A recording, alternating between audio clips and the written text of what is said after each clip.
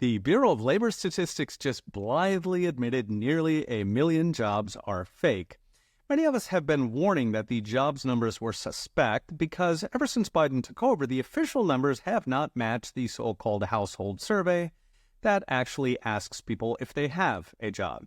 Now, with the prospect of new management in sight, the BLS is starting to confess in the largest revision since the 2008 financial crisis.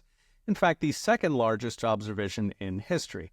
So going to the numbers, the BLS just admitted 818,000 jobs are fake. They are made up. Hardest hit were manufacturing, retail, leisure, think fast food and hotels, and professional services, think bookkeepers, janitors, and office workers. So 115,000 manufacturing jobs were fake, 129,000 retail, 150,000 leisure and hospitality, and 358,000 professional jobs. Hilariously, there was one big job category that had no revisions: government jobs.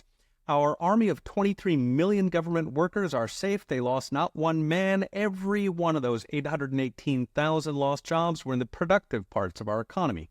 In fact, toss in education and health, what the Wall Street Journal calls the welfare industrial complex, and government was actually revised up by 88,000 jobs. So minus 900 for the ones who produce, plus 88 for the ones who destroy. Note, this still doesn't address the issue of not counting people who have given up because they can't find work. For example, homeless people are not counted as unemployed. They are effectively counted as retired. That's probably another 5 million or so going by the so-called U6 unemployment rate, but nobody knows because government obviously is not interested in dwelling upon its failures. So how could this happen? What kind of world do we live in where government can't be trusted to grade its own performance? In short, because government workers are just as self-interested as the rest of humanity, like used car salesmen, alas, you do not turn into an angel when you start taking a paycheck stolen from the people. Self-interest means doing what's good for your career, which means doing what it takes to get more budget for your agency. That is how manhood is measured in Washington. If Joe Biden controls the budget, that means saying what Joe Biden wants to hear, or you get to spend the rest of your career alphabetizing in the basement. Of course, this has been going on for some time. Dig into any economic statistic and you shall be dazzled by these shell games they play. Have a look at how housing is calculated for inflation, for example, and prepare to be entertained.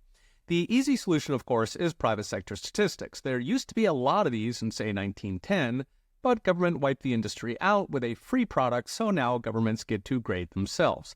So what's next? Brought to you by Unchained.com. On jobs like inflation, government statistics can't hide what people are actually seeing all around them. After all, people have the receipts.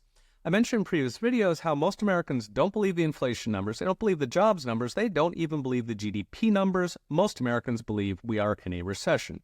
As always, what government touches it corrupts, and yes, that includes our economic statistics. And the worse the lies get, the more voters turn out and vote what they see, not what they're told. Okay, we'll be watching. See you next time.